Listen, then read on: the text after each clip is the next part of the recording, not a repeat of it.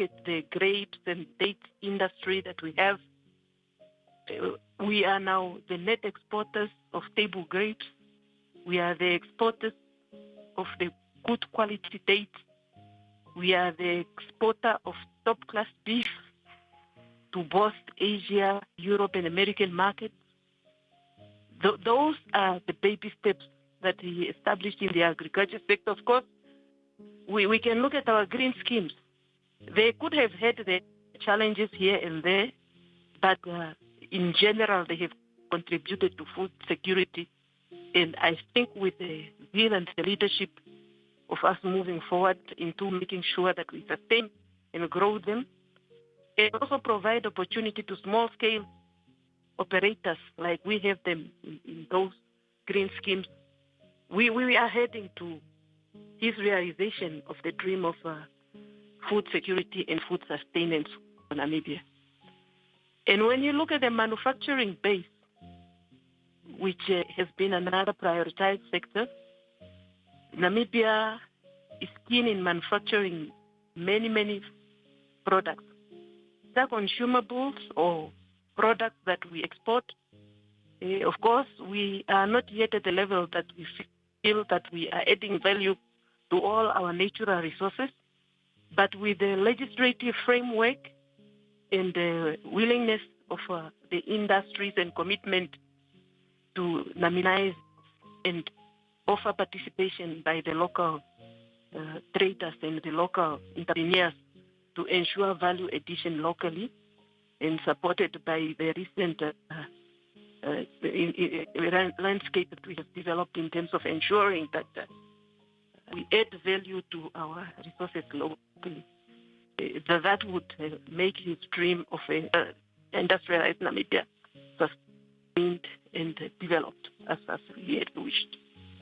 Yeah. Now, the late founding president was also very passionate about developing women empowerment, and bringing them into positions of influence based on merit, of course, in politics, in the business world, and in other sectors as well. How would you, view his passion for seeing women empowered in Namibia, and why was it important for him? Dr. Nujoma had always had respect and high regard for women. And I think first and foremost, it was because of their participation and their role in the liberation struggle that proved to him and to other leaders, whether country or away from home, that women are also capable of participating in leadership. I have been part of the SWAPO party's structures ever since I was 14 years old. And I recall at the SWAPO Congress 2002 was the very first time that Comrade Nujoma called for the gender parity 50-50 adoption.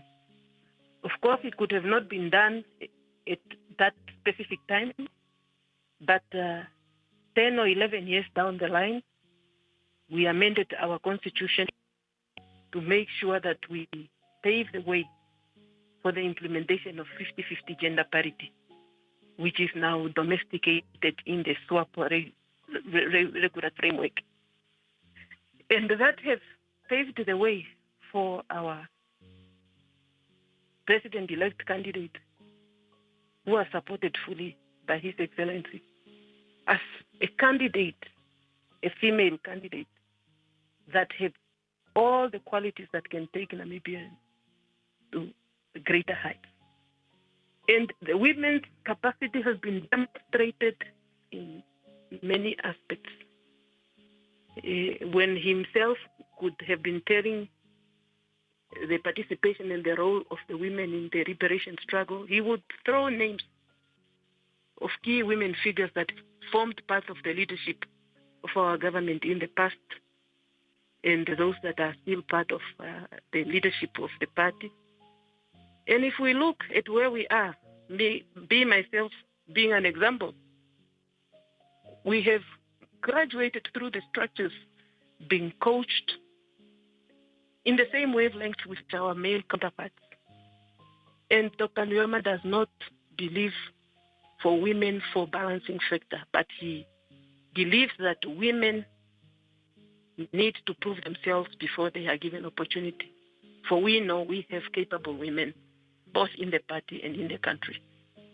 How would you say women like yourself in positions of leadership have helped build up, and bring up other women as well? Because there's this notion that, women are not supporting women while they have been uplifted by men through, supporting them as well. What is your take on that? And how do you think women in leadership positions across the board, maybe politics, business or otherwise, how have they fared in empowering fellow women, especially when we look at, women living in the rural Namibia?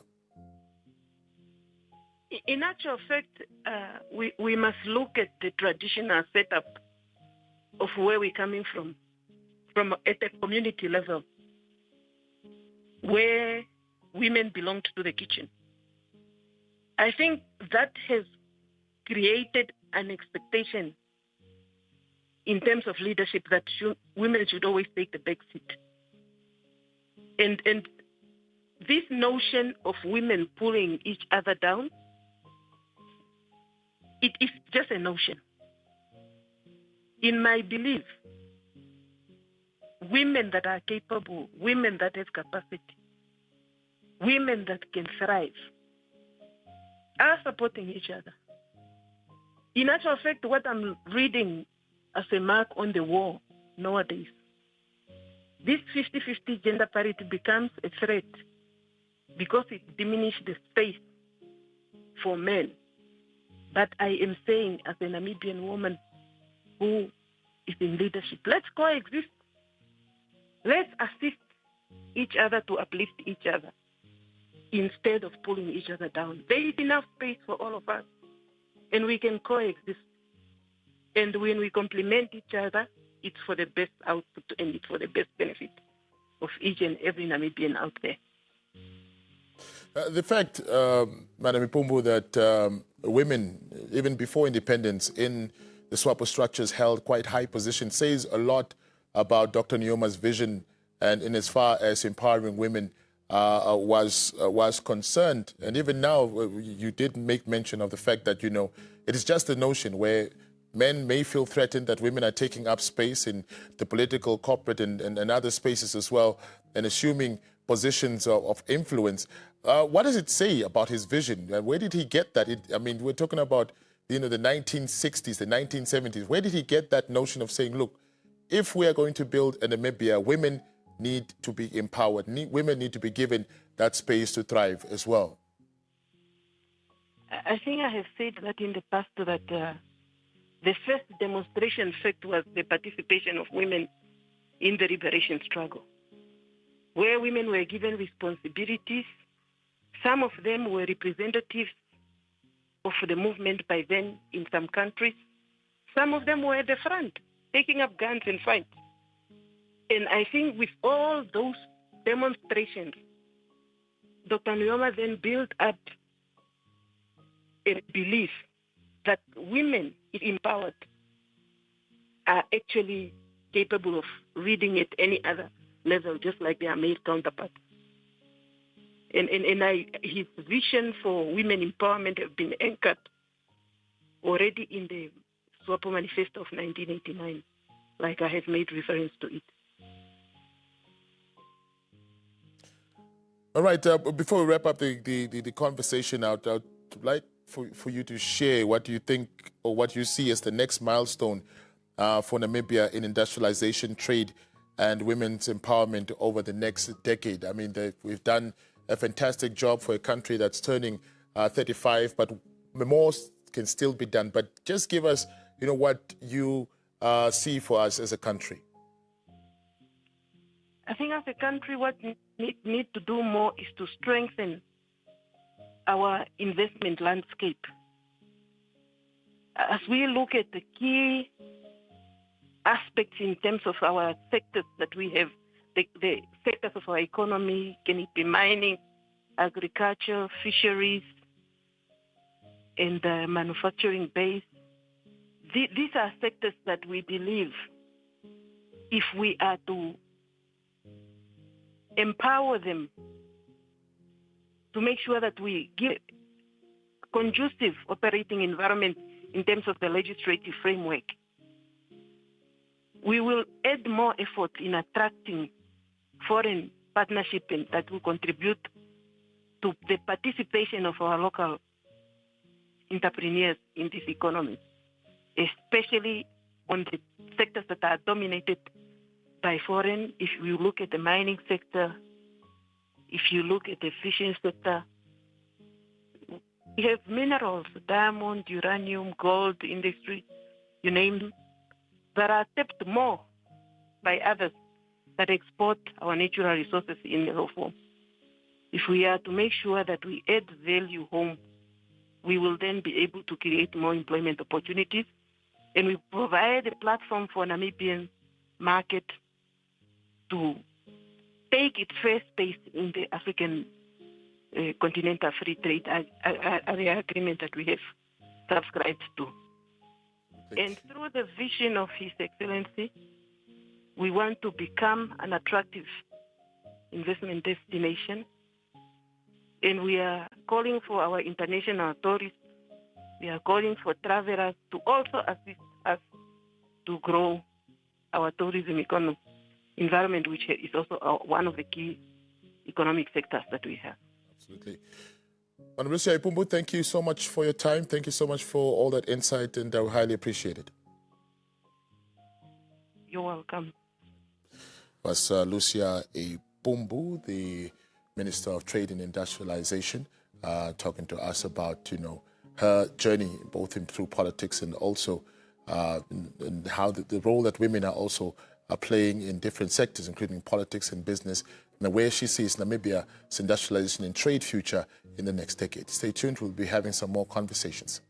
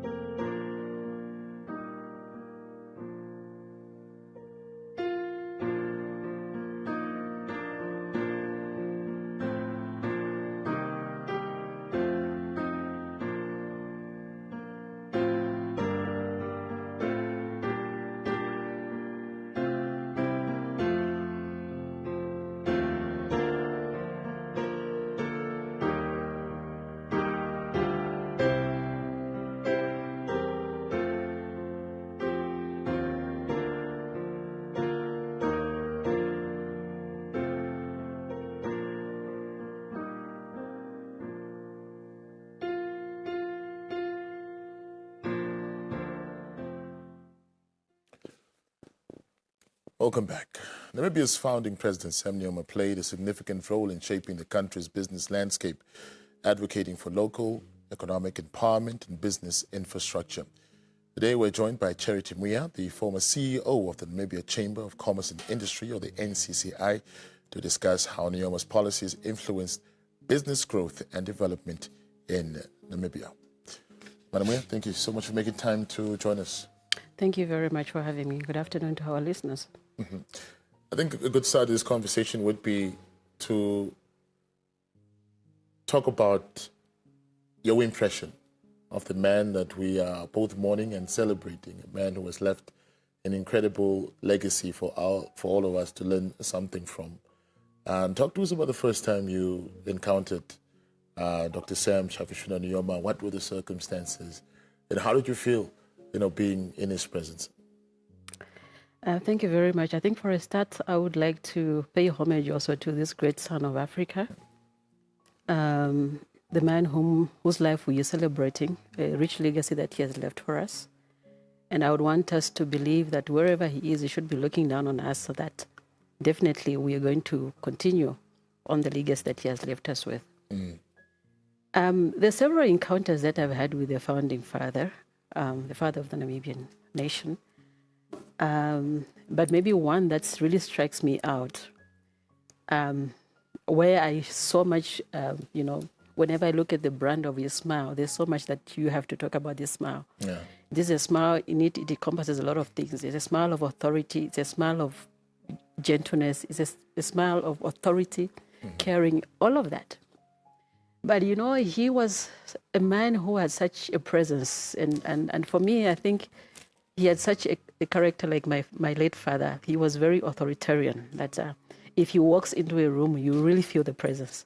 And so in the beginning, the same Nujoma that we used to know when we were growing up and getting to know him, and when I had to actually first encounter him, it was a bit of a surprise. And to be very specific, I think it was in 2010. And at that time, Namibia was preparing to go and participate at the World Expo in Shanghai. Yeah. And so as a chamber, we were preparing the only reason we had to participate was to ensure that at least we can take some products there to China.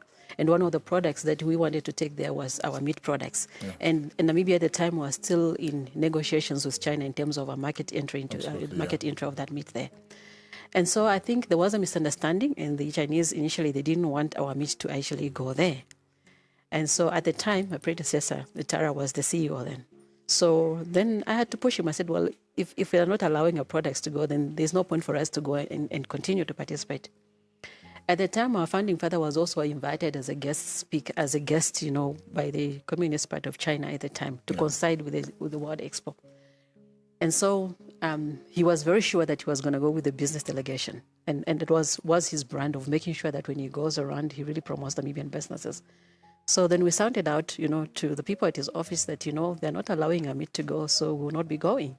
So for him, he also felt that it was very important. Why would he, have gone without the business community? Yeah. And so then, secretly, I wrote to the former Chinese ambassador, then was actually a commercial attaché there. And then I wrote a very strong letter to them. And then, so I think, and I copied in the ambassador then. She was a female ambassador then. And then she saw that. So I think then there was a meeting that was called very urgently. I was home. I remember when I was called that morning, very early in the morning, Tara calls me, say, Charity, get up very soon. We have to meet at the founding father's residence. And in my mind, I thought maybe it's because of that email that I sent. I'm in trouble. Yeah. And, because it was early in the morning, so I had to still take my bath and really rush to go there. So I was really the last one to get there. I remember when I got there at his residence, there was Ndeshishi at the time, he was the PS of agriculture, and Tara and the veterinary officials were already there. And I was the last one now to get in there. So I was so afraid. Then I get there, he stands up. He used to refer to me as Muya. He never called me by my first name. I said, welcome, Muya. And President Nujoma stood and he served me tea. Wow. Literally poured the tea in the cup, asked me how many sugars I wanted, and he handed me over the tea. So, and even Tara made a joke of that, said, oh, you're so special. You had to actually even be 70. So that was the gentle sides, really, of President Nujoma. But then also in my time there at the chamber as well, there were many areas where I would be called. I remember even when President Kenneth Kaunda actually came, I also was caught there at his residence. And there he was actually asking in terms of our trade relations with Zambia, what were the issues that we wanted to look at as a chamber? Yeah. And I was caught there. Again, that was another encounter where I had to, he actually called me, come, we take pictures. I had to take pictures with them, both inside the house and outside the residence. So this is the man that we talk of, and at every encounter with him, there was never any level of mediocrity. You would find that whenever he speaks, whether it is at his birthday parties, President Sam Nujoma would always speak about, the vision for Namibia, about Africa's integration. He was very passionate. If there was one man who understood the value of what a Namibian citizen should be like, that is President Nujoma, because he believed that every Namibian should actually be empowered, skilled, to be able to contribute to the development of this country. And that is exactly what he stood for. And in all of this, he spoke a lot about unity, that there's no way we can develop this country without actually being a united force.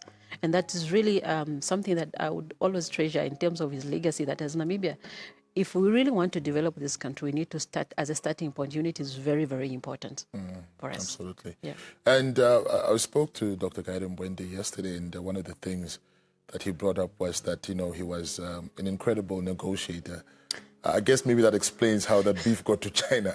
Exactly. He was very, very instrumental in that. I think really credit should go to him because he started during his time there. He was a very staunch advocate of ensuring that Namibia becomes really an export country and not really being more of an import country. And that is why even the theme of the Vision 2030, of which he's actually, the founder or the crafter, the initiator of that, it's very clear, where it is clearly stating that, Namibia needs to be industrialized, but that industrialization needs to actually be done by its own resources, its human resources, using our own resources. And that is why even on onset, he was very practical in terms of really telling Namibians that anybody can do it. Yeah. First, ensuring that Namibians are skilled. So institutions of higher learning from, kindergarten up, that was his policy. We need to educate the Namibian child. We need to skill our own people. And that is why even in his old age, he went to university to get his master's in geology. He was setting the example that definitely everybody can actually do it. Because as a country, if you do not have the skills, how will you be able to actually develop your own country? Then now that comes in terms of the role of the chamber. What did we do in terms of that now? When we got to see that, okay, these are the policies. First of all, as a chamber, we were advocating for policies that were conducive to the business environment. The administration of the time, I think from independence until now, has been very consultative, at least to a certain degree. So when policies are put in place, the chamber would actually always be, involved and approached to make sure that we give in our inputs. And if you look even within the development plans that have been over the years, the chamber had its own had inputs. When it comes to the national budget, they ensured that we were also actually involved, so that we know which do we think are the priority sectors that we see as the private sector. Now, unfortunately, during my tenure, I took, I've been at the chamber for a very long time in managerial positions. But when I took over as a CEO, that was the time that Namibia now was hit with the recession, COVID came, and all of that. Now, you can imagine which were the key sectors that were very important at the time of COVID. It was the logistics sector. It was very, very critical at the time, because otherwise everything else would not actually be able to be transported, make sure that we take care of our lives of people. Now, because of the policies that we already set, ensuring that Namibia has the proper infrastructure, reliable infrastructure, we were able to make sure that we actually withstand the test of time during those times. I would just say that the late founding president always had an open door policy, and also was very open-minded when it came to whatever ideas that you brought forth to him, saying, look, this is what we're looking at. We would like to get your thoughts around it. How was he around, being approached with new ideas, and as far as, improving the economy or, putting Namibian business out there was concerned? No, he was very open, that I can say. And I think that openness, I, for one, picked it up already even before I started working at the chamber. Look, on the side, I would say, remember, I somehow come also from the royal family. At the time when there was issues in the Caprivi, they let Chief Nariswani, the older man. I remember I used to stay by my uncle, one of his sons here in Windhoek. And President Nujoma, he would actually have meetings with these people. He would actually fly these chiefs there and then have meetings with them at night. First consultation at grassroots level. Yeah. So when it came to the business community as well, there was a process whereby, he understood the importance of really consulting with the business community. So he was really at the forefront of ensuring that Namibia also had a united private sector voice. He was a strong supporter of the establishment of a united chamber in Namibia. As a matter of fact, that's why he even pushed to advocate that the chamber actually had its own building where it could actually operate from. So in there, he was, I think even within the think tanks that were there, whatever, that was his consultative approach. There were structures that were put beyond the political structures there, but outside there within government, and where he had to be inclusive of people that were beyond the party structures to ensure that people can bring in their inputs to all these developmental issues. So within the chamber, I think that process was there. From grassroots level, where he ensured that at the local authority levels, we as a chamber have also established branches at the local levels so that these can be able to engage the local leadership at the grassroots level and give in their inputs to developmental issues that really affect the business community as well. And then when it comes to policy as well, through a policy that were there as well, whether it's legislation as well, we as a chamber also had, committees that would establish, that we engage the lawmakers, that would engage the different ministries at specific levels to ensure that the private sector's voice is also included in the decision-making process when it comes to lawmaking and policies that really affected the business community. Absolutely. Yeah. Now, in the many conversations that we've had with other individuals as well, he was also the commander, of plan, and, it takes strategy. And in the same way, business is almost also like a space where welfare is being waged, but in a very, without where, guns are not, involved, but strategy is very important. Absolutely. In the business world. What practical lessons can business leaders learn from Dr. Sam Nujoma and how he went about business in terms of governing the country and making sure that everyone did feel that they have a place in this country and could have their say? But as far as business is concerned, what can business leaders learn from his character? I think he had a very inclusive approach to start with. He also advocated for integrity and accountability. He was a man who was not afraid to fire you if he needed to. There was reason to. And he really advocated for productivity, that Namibians needed to be very disciplined and they have to make sure that we are actually a productive nation. So in the private sector, I think quite a number of businesses, I think they're really trying in terms of doing that. Of course, we have got laws sometimes that becomes a little bit difficult when it comes to the business community in terms of how you can really instill discipline among people, because then obviously as a democratic country, you've got the unions that may come actually with their own interest. Yes. But I think it's very important that we as a country really look at the issue of productivity, discipline and accountability. That is really very key, and I think President Sam Nujoma advocated that in every platform. And he said the unity, that it is important. The moment you leave one sector of a society, and I remember that, the former president of the NCCI, Sventime, like Caesar, to quote him, he always say that if we do not take people off the streets, the people will take us to the streets. So that approach, I think, within the private sector, we have actually been advocating for that as in my time at the chamber. While the business community, I think, needs to be, in terms of inclusivity. Yeah. When you make it in business, how else are you pulling the others? When you've been given an opportunity yourself, what else are you doing yourself in terms of bringing actually the others that are really starting up with their own footsteps, that are really having baby steps? And I think that is what Sam Nujoma would want actually us to see, that you make sure that this house is really inclusive of every Namibian. Every Namibian must feel the value of being a citizen of this country and not really being left out.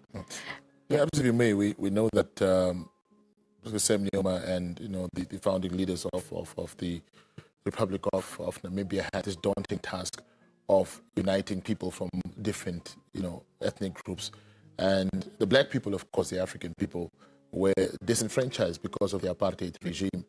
And one can only imagine that the business industry at that time, or the business sector at that time, was predominantly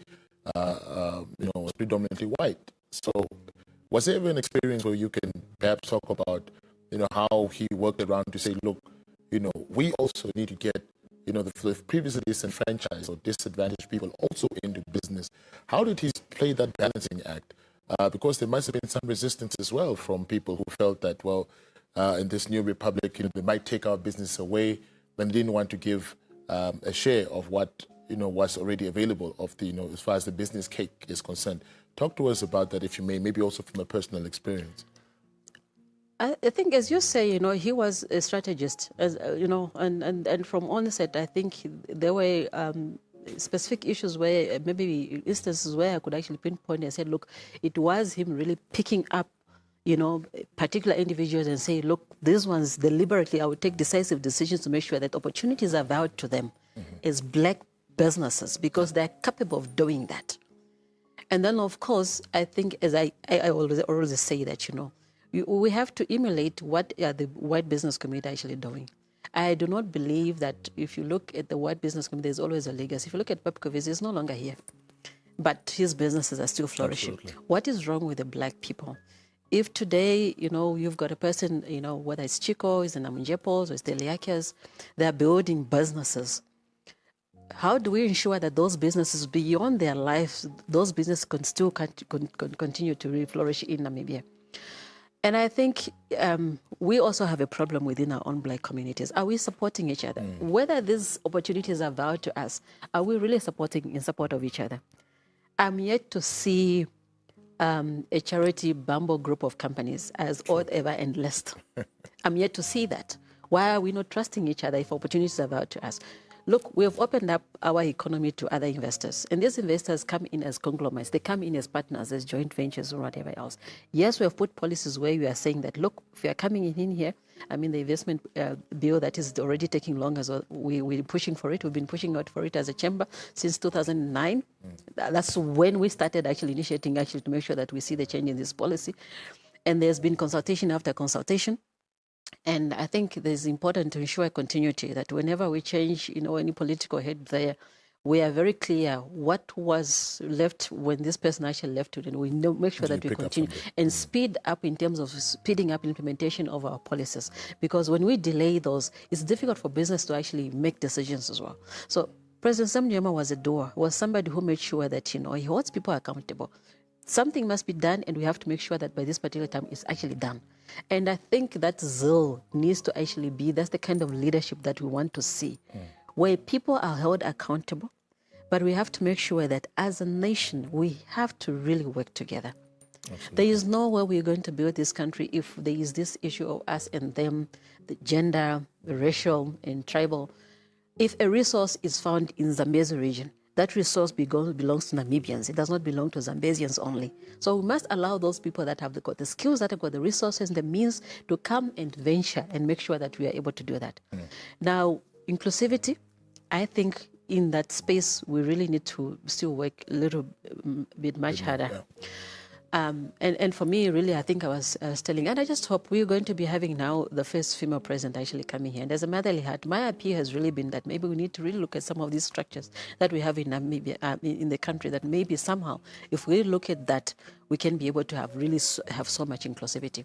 Why is it that just because I'm from the Zambezi, you need a CEO must be from the Zambezi region, a CRO from a mayor must be, a CEO must be from the Zambezi region, a governor must be from the Zambezi region.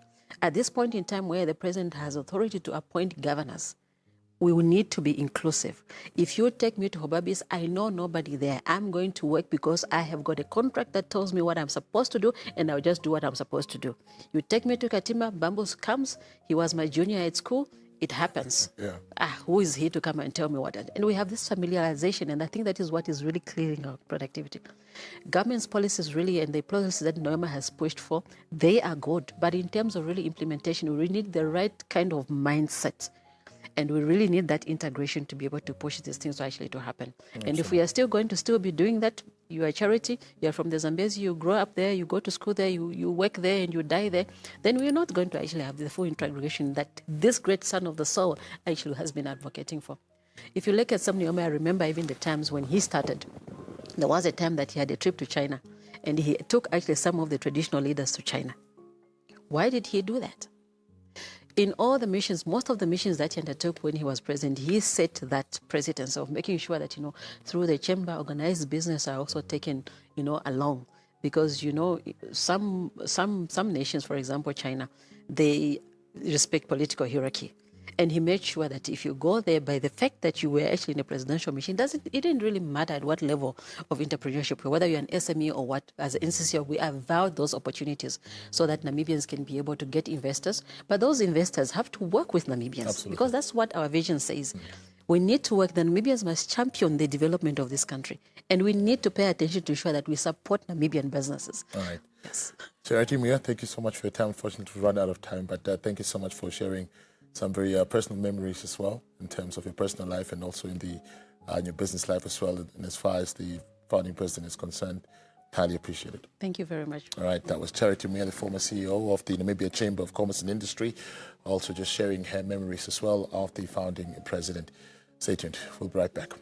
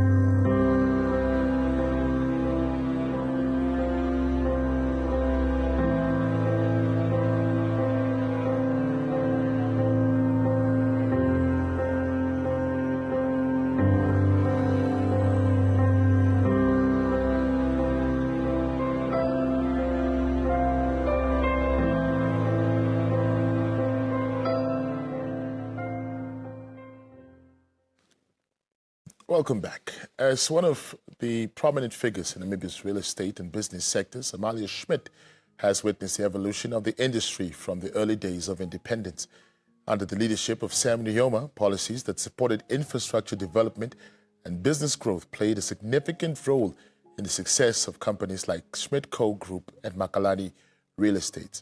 In this interview, we will delve into how Nujoma's leadership and vision influenced the growth of these sectors and explore some personal stories and experiences that highlight his contribution to the business environment, particularly in northern Namibia.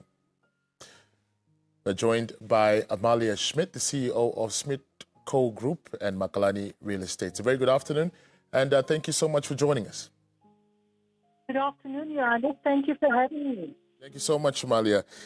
For a start for our conversation, I think if you can just perhaps share your thoughts on how Sam Nujoma's leadership and economic policies have shaped the business landscape in Namibia, especially in the sector that you operate in. Thank you for the question, Johannes. As you may know, our founding father was born in the Isunda village in the Okanjera area. That's close to Auckland, which is basically in our part of the country, part of the country we've been operating. We've been working in the northern region for the past 24 years and have had the privilege to witness the growth and development achieved under Dr. Nujoma's visionary leadership and sound policy. As you know, the North was severely neglected and ravaged by the war for independence. As soon as the new SWAPO government came into power under the leadership of Dr. Nujoma, we saw a phenomenal transformation in the North.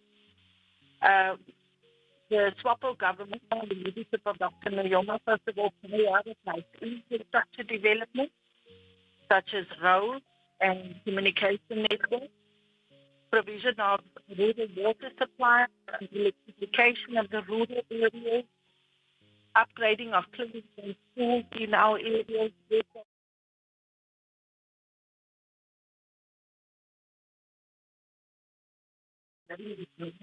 but also sparked urbanization. So a lot of people moving from the rural areas wanting to come and own homes in the town areas. And that resulted in a huge boost in the real estate sector and property development, construction sector, also on overall economic activity, which obviously had a very, very positive impact for all of us. Amalia, what would you make of the late founding president's passion for business development when you first encountered him and you saw, what he wanted, to happen in that part of the country, in Namibia as a whole? What did you make of that passion? What did you think of when you went back home after that encounter with Sam Nujoma and just the passion and, that vim and vigor that you had to see business develop? I wasn't privileged or fortunate to actually have a direct personal encounter with him, but we were all very aware of his presence and impact on our lives and the lives of everybody around us. So we would see him, he would come to the north, and he would visit with the people, he would speak to everybody, and everybody loved him. He had such a commanding presence. And he was always smiling. He was a hero to everybody. And really prioritized people. If you think of the character of a person who would put himself out on a limb the way he was, and others were forced for freedom, being afraid but still going forward, to fight for liberalization of their people. That's the certain character speech. That's what he had. I don't think he was. Economics and business was a consequence of taking care of people. And that's what he was about. He wanted a better life for the next people. And that's what he fought for. He cared for the Namibian people. He sacrificed a lot to secure a better future for Namibians. As soon as he assumed responsibility for his people, he embarked on implementing various policies and programs focused on uplifting his people and making Namibia a better place where we can all enjoy a good quality of life. Now, obviously, with the formation of the NCCI, we saw a united front in terms of, business understanding that they were much more stronger together than they were operating in silos. What impact did you think, Sam Nujoma had on that? And also just informing the philosophy of the NCCI, which you've also worked in. Talk to us a bit about that. Well, I've only been involved on the framework for the last couple of years, and did not really serve during Dr. Sam Nujoma's presidency. However, the NCCI is the premier voice of business Namibia, and was and is recognized as the primary representative of the business community of entrepreneurs. Dr. Nujoma very much focused on drafting policies that would address the unequal distribution of wealth in Namibia and uplifting previously disadvantaged Namibians, and business was the way to do it. This was the reason we started, and we are also striving to achieve this activity this day. I mean, Namibia is still one of the countries with the most unequal distribution of wealth, and that's something we wanted to fix, and that's something we continue to work on until we actually achieve the results that we started with. And as you know, prior to the implementation of any new policies, consultations, and engagements, and this is where the NCCI played a pivotal role and continues to play a pivotal role. And it's actually exhilarating and a privilege to be part of the process of engagement and conversation. We build on the work that we really started. Our policies in general, the policies we started are not exclusive, but necessary to uplift those who were previously excluded, to unify all the Namibians. When we look at,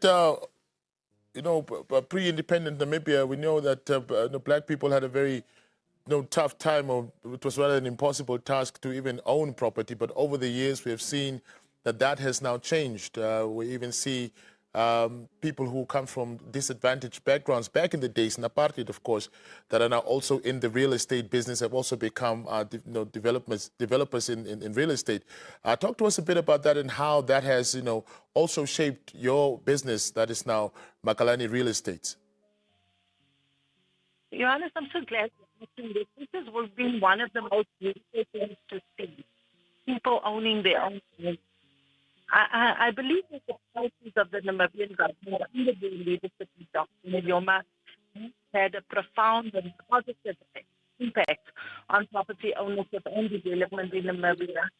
And that's contributed significantly to the growth and revenue to real estate companies, construction companies, city development businesses in general. The Namibian Constitution stipulates that all Namibians have the right to acquire and own property, with certain limitations only are non-Namibians. Namibia is also focused on land reform policies which seek to address those inequalities.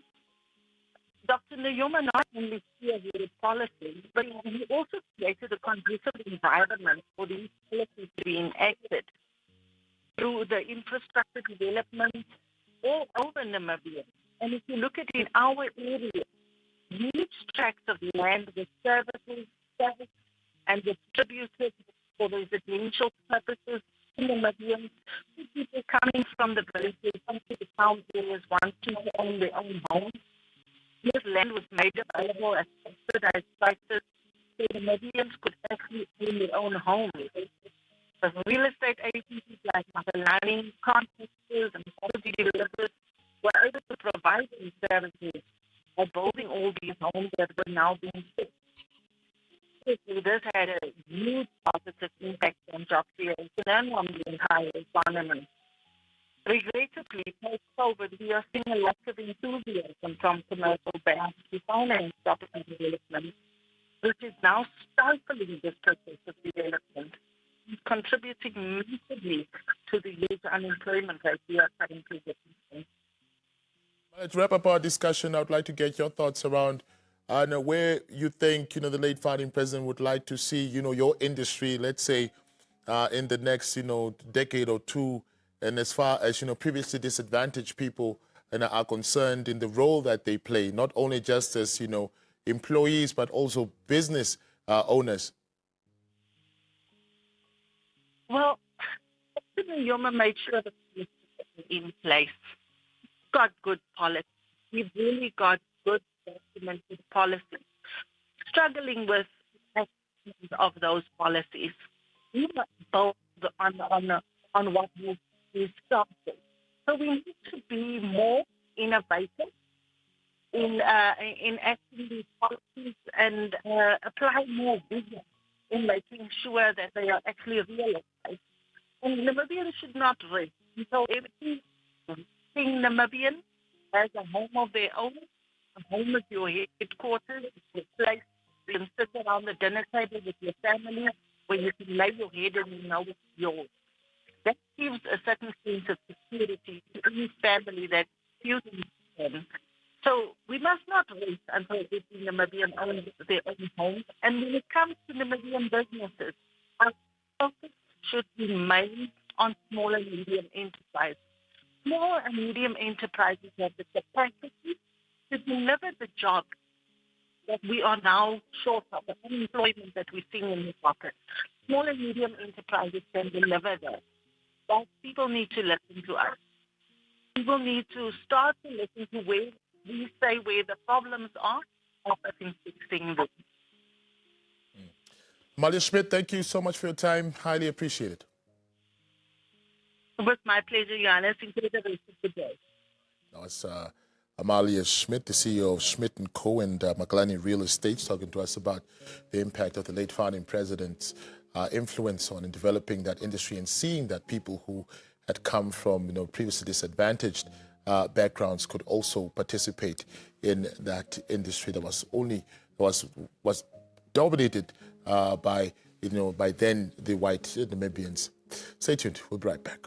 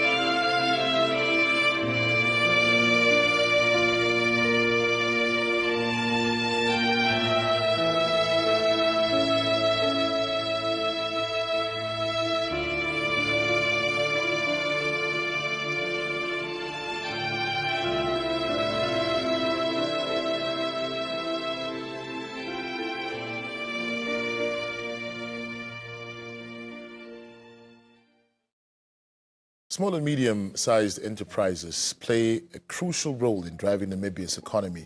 Nujoma's policies were instrumental in creating opportunities for local entrepreneurs, and the Namibia Chamber of Commerce and Industry has been at the forefront of supporting this sector.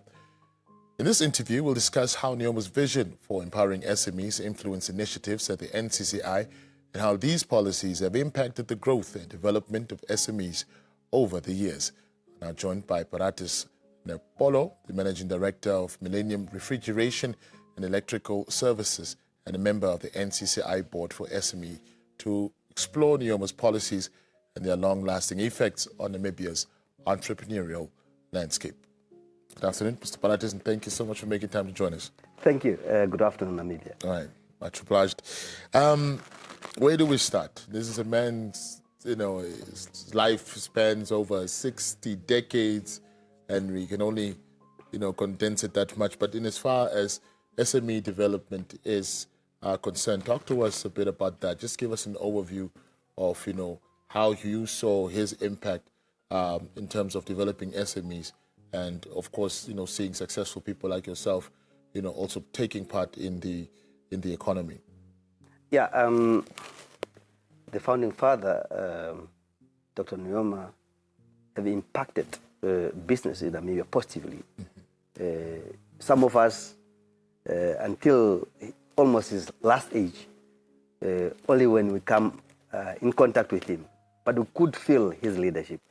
We could feel his directives.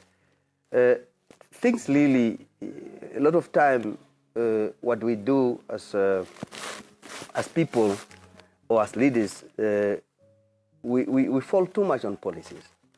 But with Simon Nujoma, time that he take directives and they surpass policies.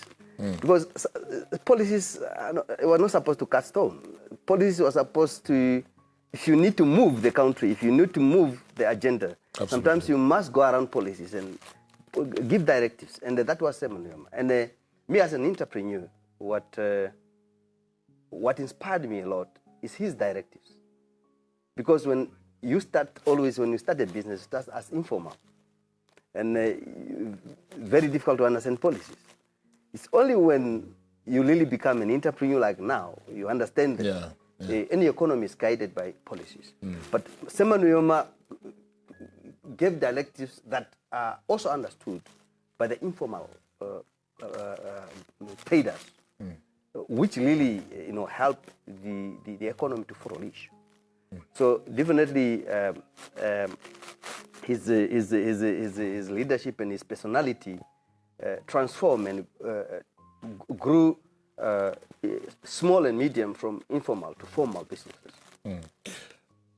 If you can share a personal experience where Nujoma's dedication to fostering SMEs impacted your approach to business and shaped your success as an SME leader, because you did speak about, when you're outside, the business world, you are, active in terms of going into business.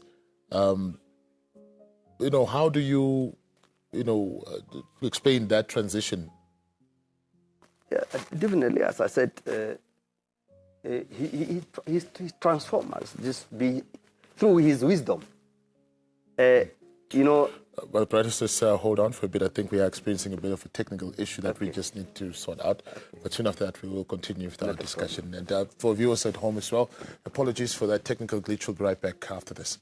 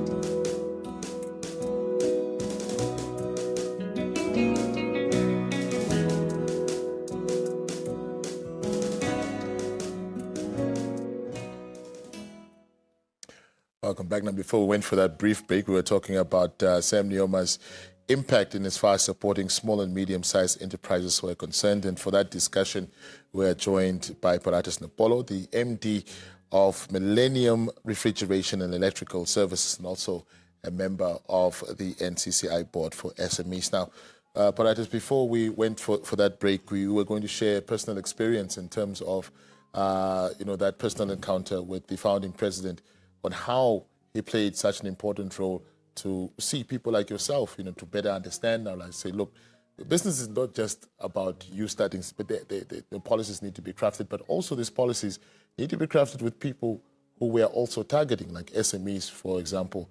Talk to us about that. Yes, as I alluded earlier, I said the founding, Dr. Sam Nujoma, his personality really touched even those that did not even come close to him. The like of myself, I only come to encounter him in person when we hosted Windhoek Trade Fair. I'm one of the founders of Windhoek Trade Fair through social entrepreneurship, definitely. Yeah. He always encouraged people to not only ask what the government can do for them, rather what you can do for your government. Yeah. And he started there, and some of us really inspired. And you could feel his presence in your activities every day. So what I want to say here is that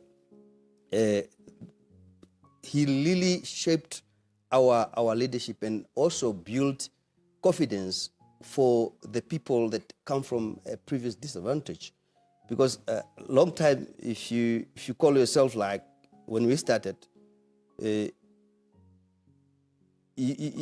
people can't believe that a black person can be a business person. The only employer by that time could only be a white man. Yeah. And the year that we have started, like I started 2000, I started while I was at Vocation Training Center, because my brother that paid my study 1999 passed on towards the end of the same year.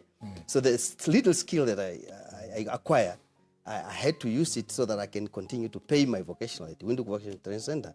So, but in the absence of my brother that passed on, I still felt I have a father figure, which is my president.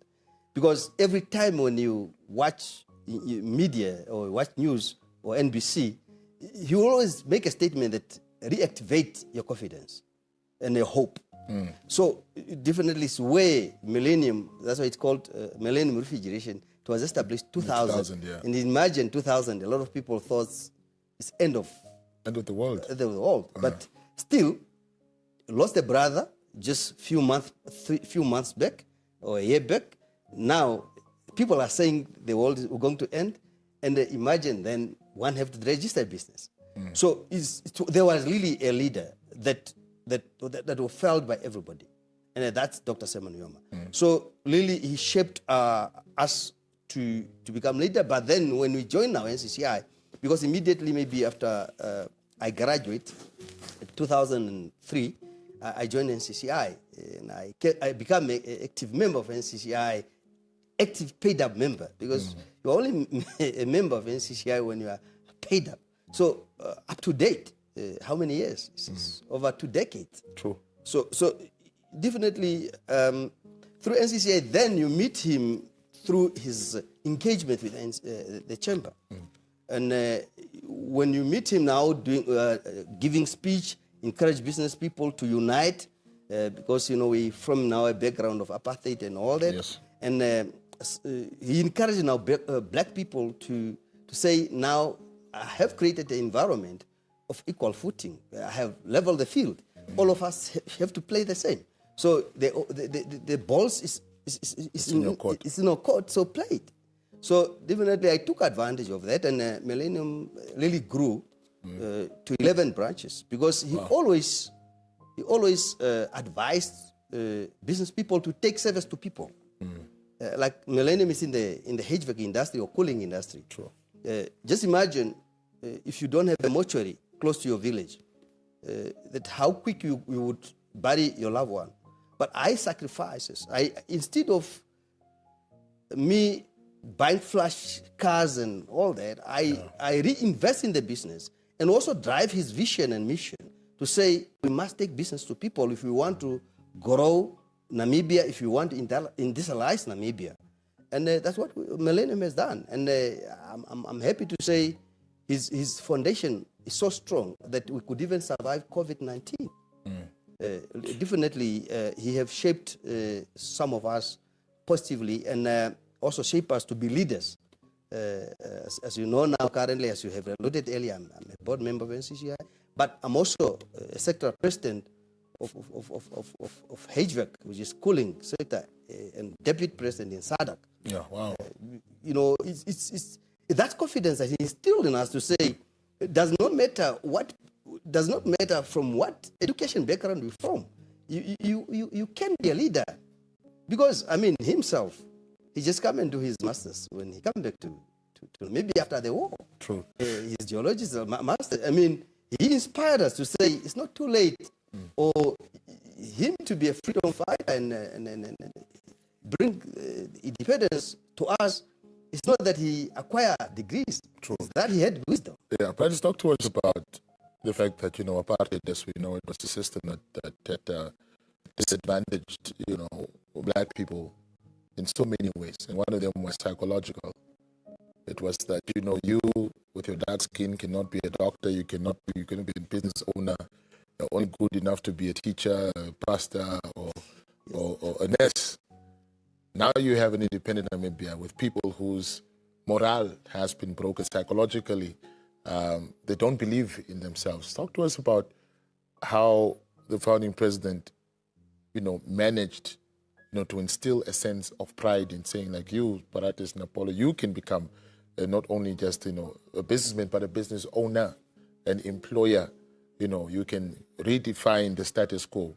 Talk to us about, you know, what that moment was for you when you realized, man, I can also do this, you know, by virtue of what the founding president had shared, or what, you know, how he had inspired you.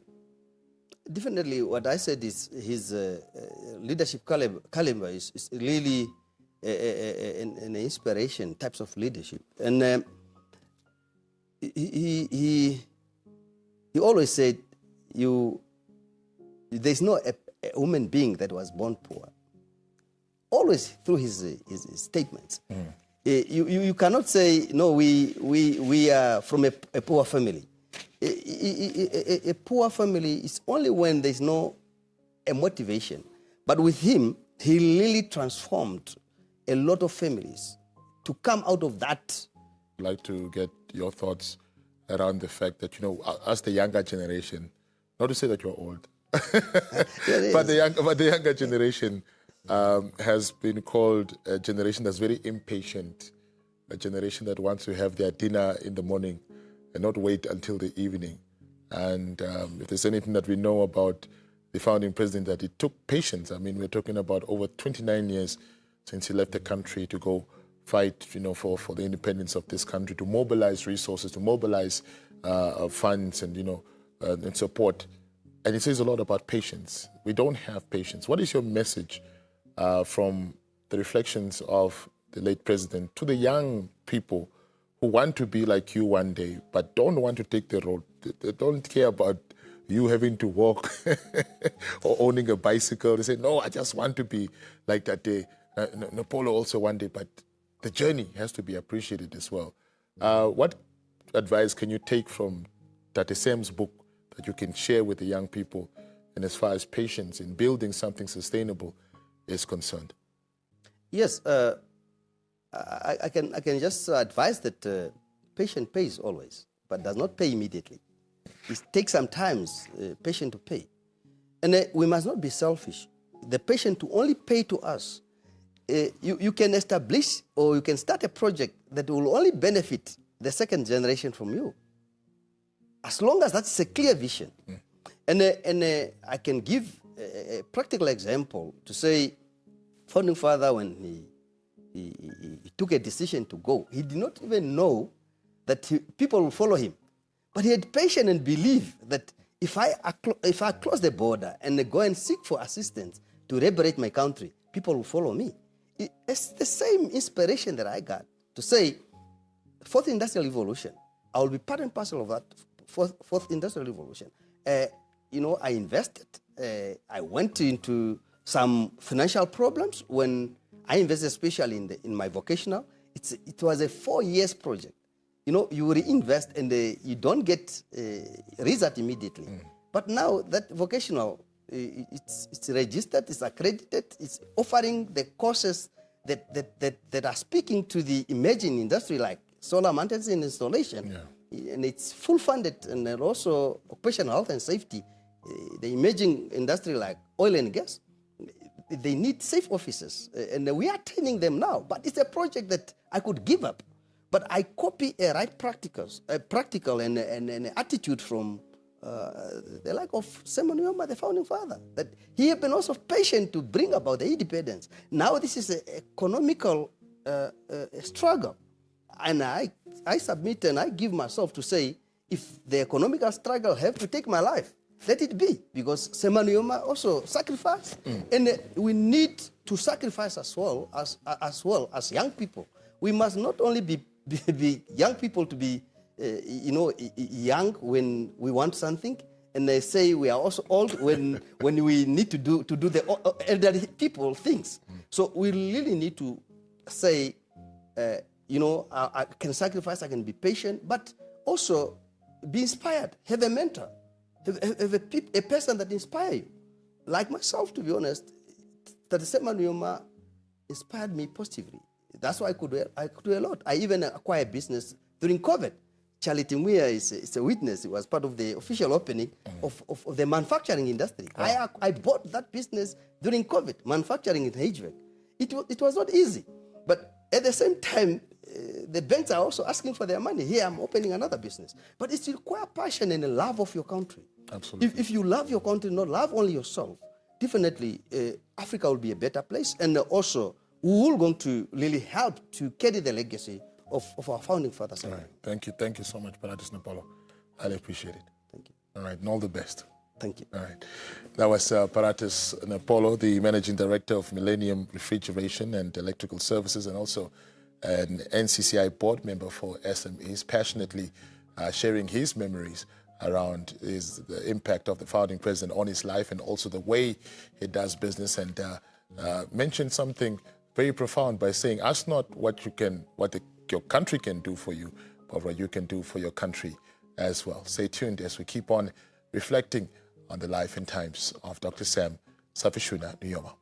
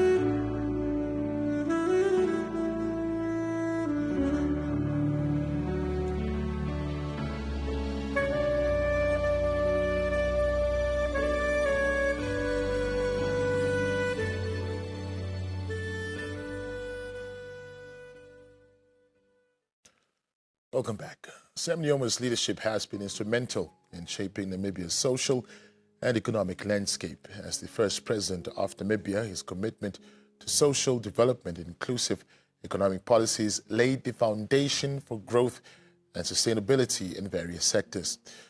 In this interview, we'll explore how Nujoma's vision for social and economic development shaped the strategies within the business sector, particularly through the lens of Sam Gaesup's experiences as the former CEO of the Namibia Chamber of Commerce and Industry.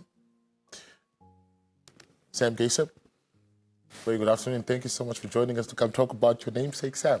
Yeah, thanks for having me. Much obliged, much obliged. As I've said in my previous engagements and conversations with many people that have come and showed us the different facets of Dr. Sam Shafashuna Nujoma's life, everyone has got a unique story. So we'd like to hear your story before we delve into Sam, the CEO. Talk to us about your first encounter and with the man, Dr. Sam Nujoma, and what you heard about him before meeting him. Well, I think some of us encountered the founding president's vision before we actually saw him. As a young Namibian and as part of the student activism, many of us hear about the man's vision long before he returned in 1989. I was fortunate, of course, not only to hear of his vision from the student movement's activities, but also from my own father, who is himself a revolutionary and was a leader in the movement here.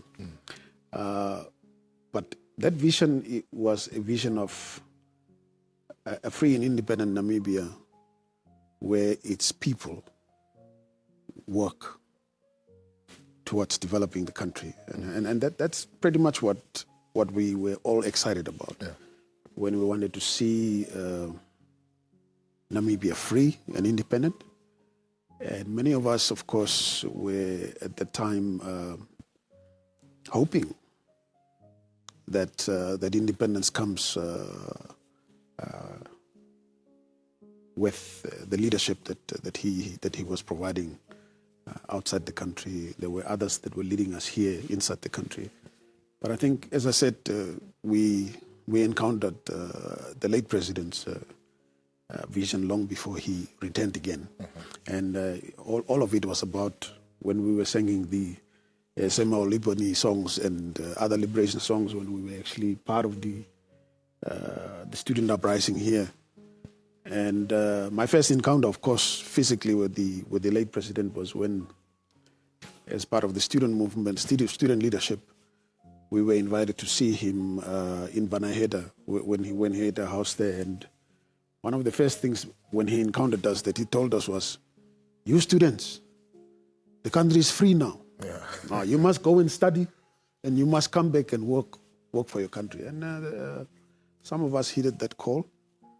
I was at the time a student in South Africa. I went back to study in South Africa and came back. And of course, later on joined organizations like the NCCI. And my first real encounter with him as a business leader was when, as an acting CEO, actually, I had the privilege to go to the State House and talk to him about one of the important membership categories that we introduced then, which was the national corporates. And we wanted to create a platform where not only the president, but also important economic ministries would engage larger companies in a dialogue that was aimed at developing the country. And he was quite excited because he believed in the partnership between government and private sector, and he believed in the role that the private sector had to play in terms of developing and making sure there are jobs, there is wealth being created, and in so doing that there is contribution towards rising the living standards of our people. And he was always very straightforward. The president I came to know as somebody who was a doer. I remember when the chamber had some challenges, I also went to see him. one of the things that we were talking about was to own a space for the chamber.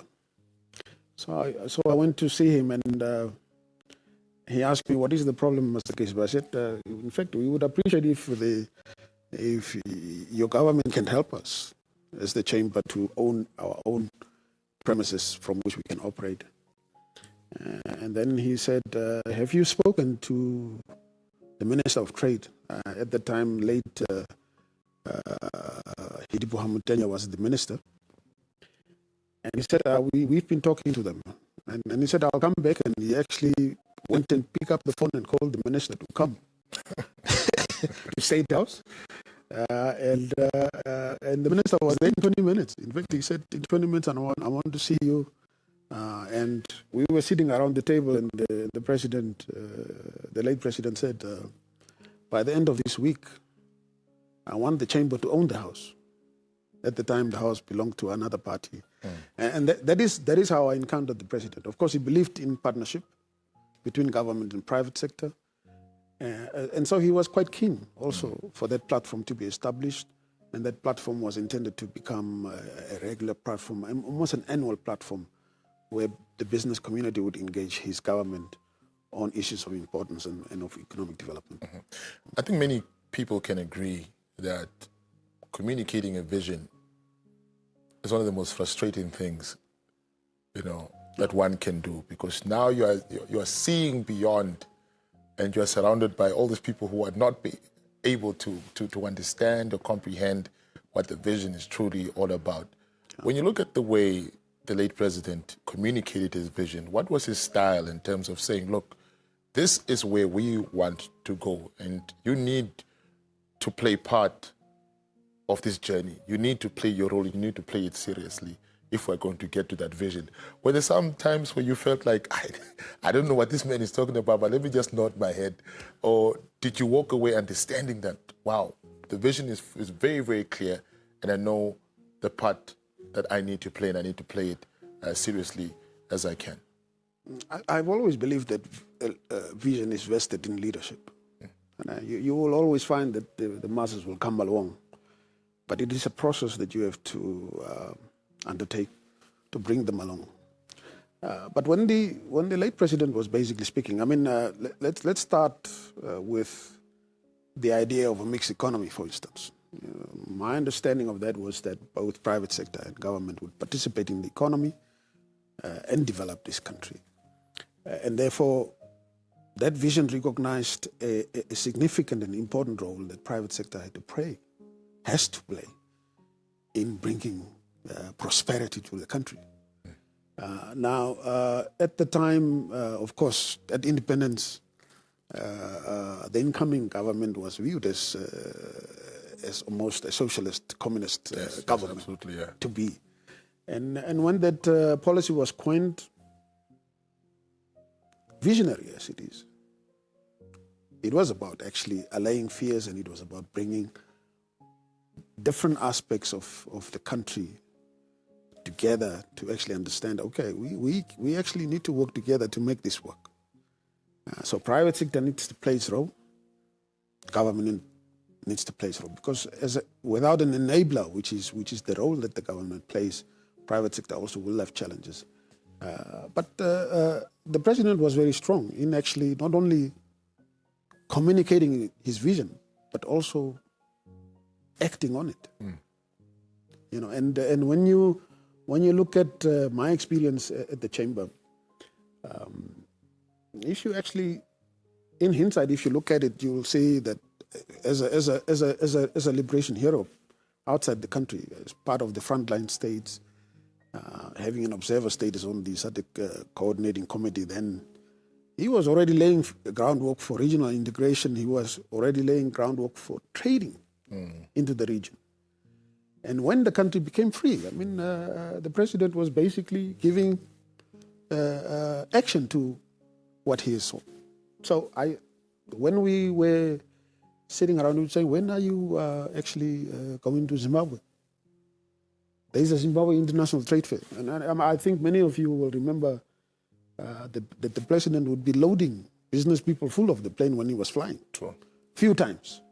Of course, criticized many times, but it was part of his vision, and he was actually acting on it. He would go and show business people how others are doing business down there. And he was not afraid to promote what he believed in. So in other words, you had no excuse for not performing. Absolutely. He had given you, absolutely, the opportunity to go see how other people are, are acting it out. And he was acting on it. He wasn't basically saying, you go and do it. He was saying, okay, let's get on the plane, let's go see Zimbabwe International Trade Fair, how people are doing trade fairs. We must bring those things to Namibia. And his idea was always go learn, bring what is good back here and implement it. And a lot of those we tried. And in the region we did.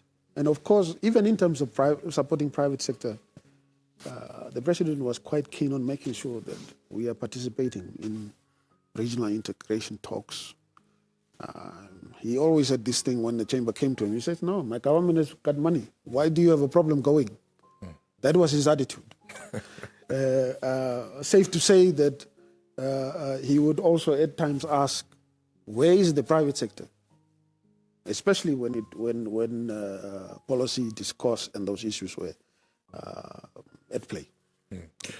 Sam, as we wrap up this conversation, I always like to have our guests give a nugget of knowledge, if I may put it that way, to the younger generation. And speaking from the point that you were a young person at that time, entrusted with this great responsibility as well to help develop this country. Now, many of us are sitting at home clueless, but willing to do what it needs to what needs to be done to also to contribute to the development of this country.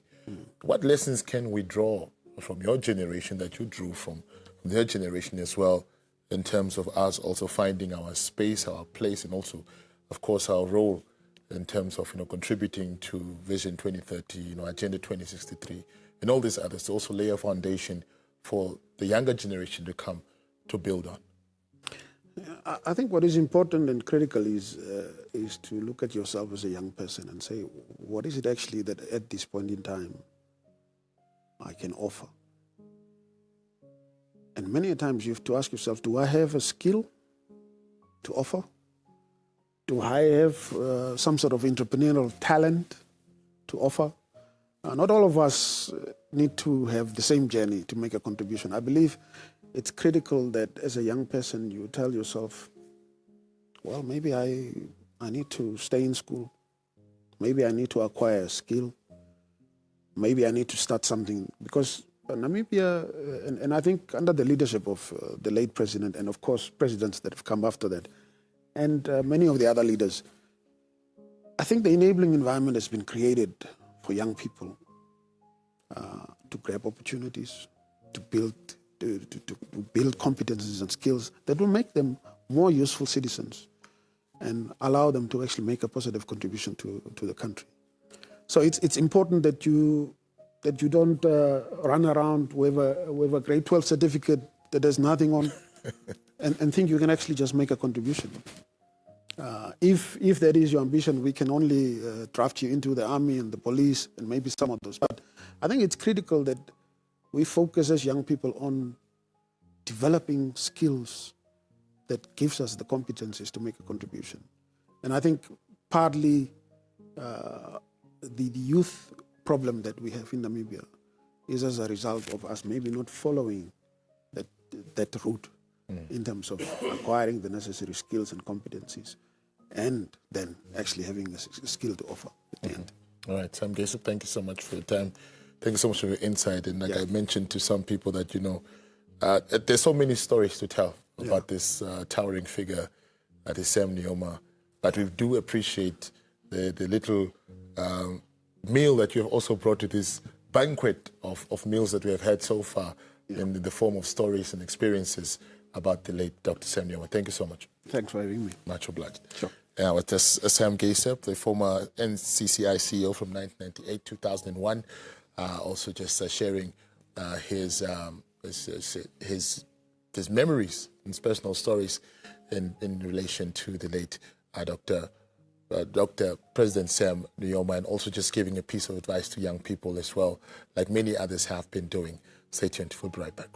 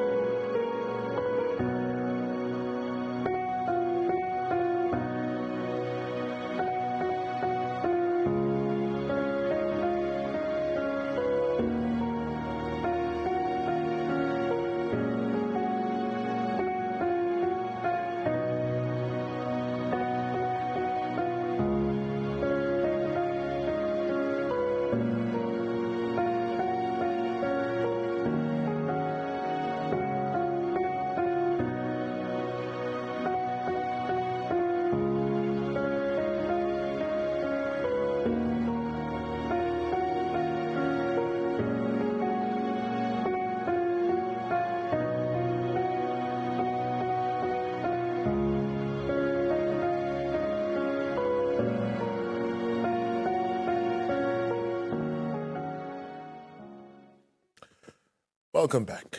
Infrastructure is the backbone of economic growth, and under Sam Nujoma's leadership, Namibia saw significant strides in the development of transportation networks and other key infrastructures.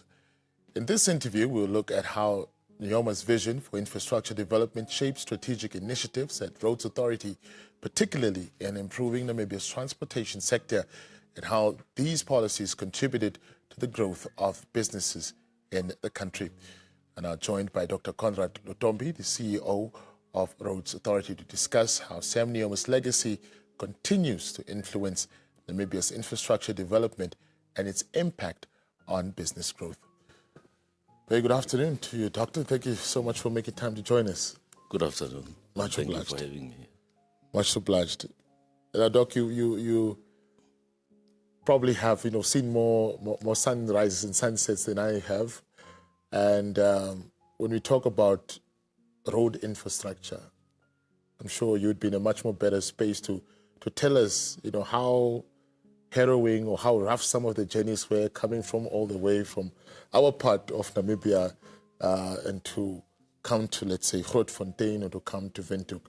Just to give us an understanding of how much work has really, really gone into having the roads that are considered as the best in Africa, and some of the, and also the, maybe, also in the top 10 of, the roads in the world. Talk to us about that. Oh, thank you very much. Yeah, I think for us really to understand where we come from in terms of the infrastructure development, it's important for us to understand what the founding father, His Excellency Dr. Sam Nujoma, have done. After liberating the country, he undertook to develop Namibia. One of the priority which the administration undertook was infrastructure development. Just immediately after independence in 1990, you may recall that to travel from, by then Caprivi, it was on a gravel road. So immediately the government undertook to upgrade to bitumen standard of Ngoma, from Ngoma border post all the way up to Rundu and connecting Rundu to Mururani. And then also undertook to, through the collaboration of Botswana government and Zambia government, the construction of the Katimas Sheke bridge. Then from there, we again, the same Nujoma went ahead to ensure that we link Namibia to Botswana through Trans-Kalahari. That was also upgraded. Previously, it was a gravel road. And the link of Namibia to Angola through Oskango. So all these led now to the establishment of the economic corridors today, which we call Trans-Kalahari Corridor, Trans-Zambezi Corridor linking Namibia, Zimbabwe, Botswana, Zambia, and DRC, and also Trans-Kunene linking Namibia with the southern part of Angola, and Trans-Orange linking Namibia to the northern part of South Africa. So he also went ahead expanding, especially if you look in the south, the construction of house to Roshpina, as well as Roshpina to Orangemont, and all these things. So the founding father has laid a foundation for the infrastructure development in Namibia. During his time, Namibia came up with, of course, Vision 2030, which really played an important role. And that came, I think it was around 1998, when he brought this to the attention of Cabinet. And that was endorsed, and Vision 2030 was established. In terms of Vision 2030, the sub-vision for transport infrastructure, which include road infrastructure, is to ensure a safe and cost-effective infrastructure which is available throughout Namibia. So that was one of the policy which he have. And the other one was really the road sector reform. Immediately after independence, the government undertook a study because they already recognized that we will have a problem with the funding of the road network. How do we go about that? So that study brought the creation of the road sector study brought the creation of Roads Authority in 2000, as well as Road Fund Administration, and then RCC. And it was during the time of Nujoma when especially the medium to long road master plan was devised to ensure that we have a plan which focuses on the long term in terms of how we will meet the needs of Namibia in terms of road infrastructure provision. It was a time of Nujoma when we established the labor base as well as the establishment of the SME development post to develop our own capacity. Today we have contractors in Namibia because of that vision. So there are so many things through the national development goals, plans, which really drove the economic development of Namibia to where we are today. So, yes. Yeah, building on where others have left off and also keeping in mind the vision that the late founding president had for infrastructure in Namibia, especially road infrastructure in particular. How has that influenced the manner in which you steer the ship at Road Authority to play your part as well, to achieving the bigger picture? I was very fortunate that in 2001, I think it was in June, when we launched the Weighbridge program at Onuno, in Angwena, that was my first time to really sit with the founding father to understand how he looks at developing Namibia. And then I remember at that time, he said, look, it's very important that we take care of what we have while we continue to develop and linking Namibia across. And he said to me, we were sitting, the CEO and others, said, it's not about you people sitting here, it's about the country and it's about the people we serve. So let's go out there and make sure that we make Namibia as one of or among the best among other nations. So that, to me, was really something which I said, wow.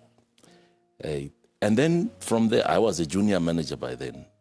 But that one was always at the back of my mind. And when I became a CEO, I went to visit him again with my colleagues. And that time, he again repeated to say, now you are CEO, we want you now to make sure that every school, every clinic, every constituency, every village is connected to the economic belt of the country.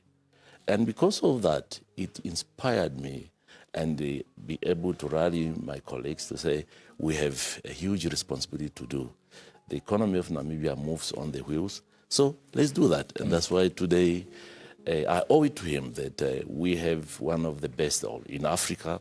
We rank #1 having the best quality roads. And because of the foundation and because of that inspiration, which personally really, and that was also strengthened by the former President Pohamba when it comes to the infrastructure, and also the late President Hage Geingob, even the current president. So really, for us in the road infrastructure, it's like we when we talk of Nujoma, we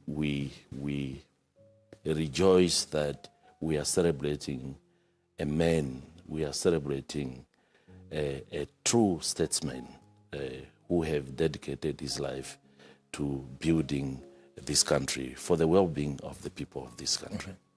I've heard a lot of horror stories when it comes to going to neighboring countries. I won't mention which one, but the roads compared to ours, when you come back there, people will tell you, Jonas, if you go to this country, the way you'll come and just hug our roads, you'll literally get off your car and kiss the tar road, in Namibia because of the quality and the maintenance that goes into taking care of these roads.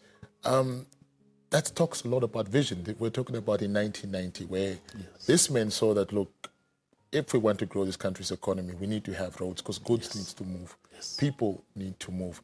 How do you read into that? You know, and not everyone has that type of vision to see that far. I mean, there are countries which have been independent for way longer than us, and we have, you know, surpassed them, and especially when it comes to road infrastructure. Yeah, the founding father was really a visionary leader, very, very principled, a man whose legacy in terms of caring for the people, as well as especially for us in the infrastructure, will always be remembered and be cherished forever. But sometimes when I reflect back, and also I've had an opportunity to travel to many African countries, and when you ask the history, they will tell you that, well, we had a good infrastructure, but immediately after this president took over, we neglected this, we neglected that, and today you see these potholes. And I think it was because of his vision to understand that for us to build Namibia, we will not be able to move goods, people, services through aeroplanes. We will be able to move through roads.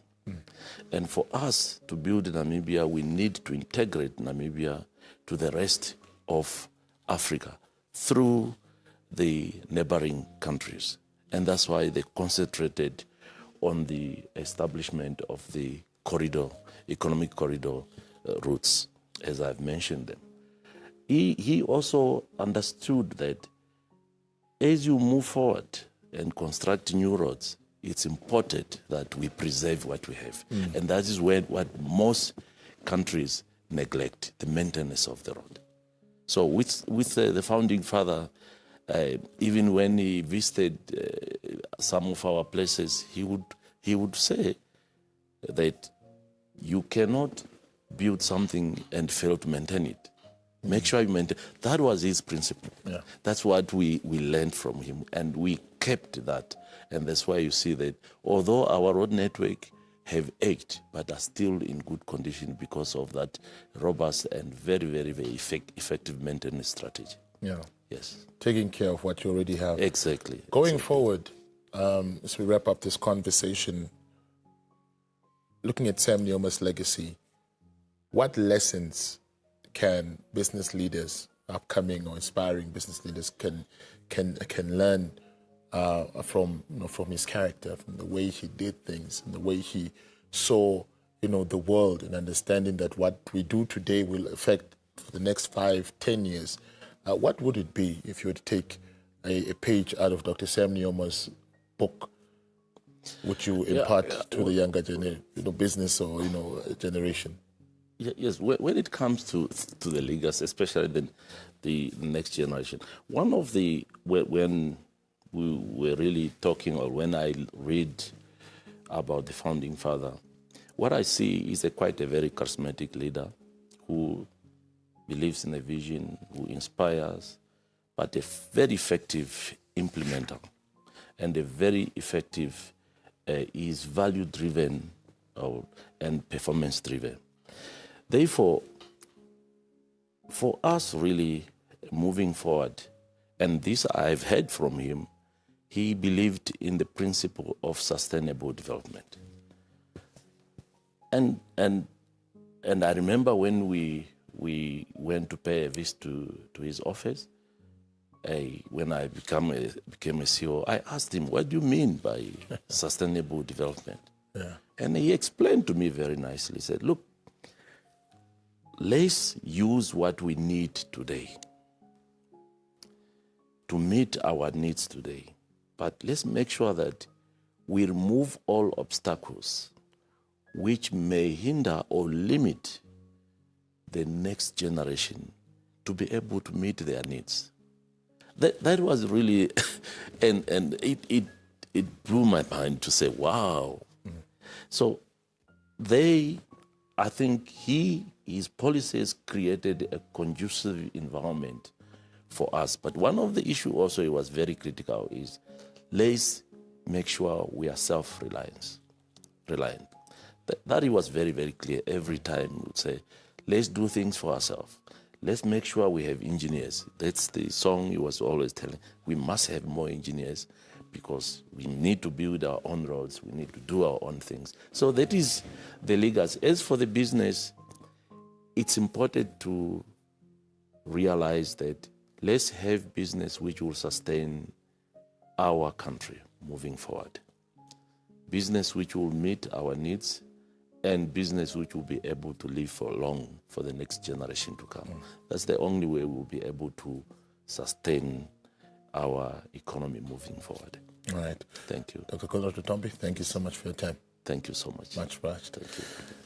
As the CEO of Roads Authority, Dr. Conrad Lutombi, sharing his memories as well, and how the legacy of Dr. Sam Nujoma also influences his leadership style and what is expected of us in terms of what already has been established. And one thing that stuck out for me was that, let us use what we need today so that we are able to still move forward tomorrow.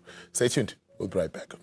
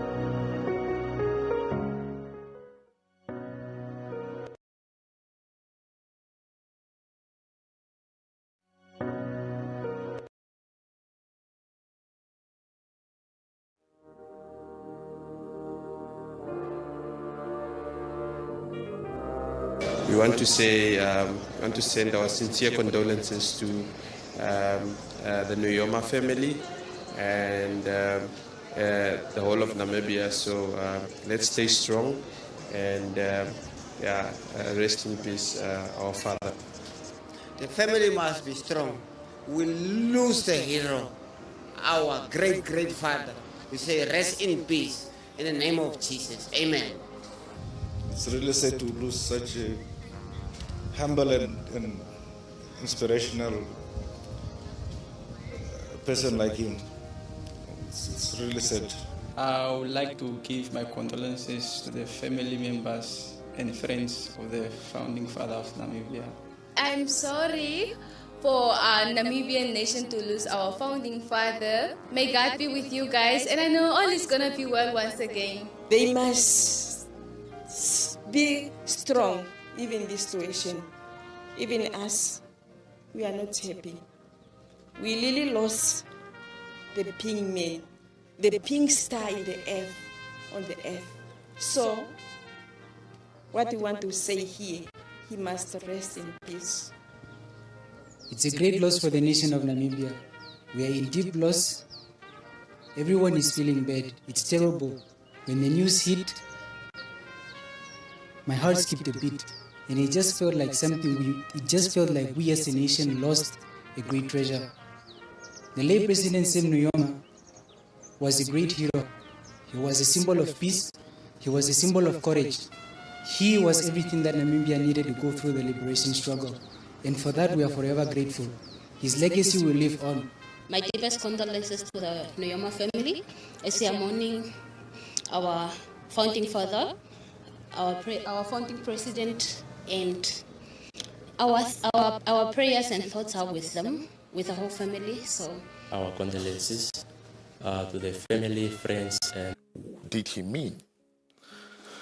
Look, first, it was not well received by one sector of the business sector.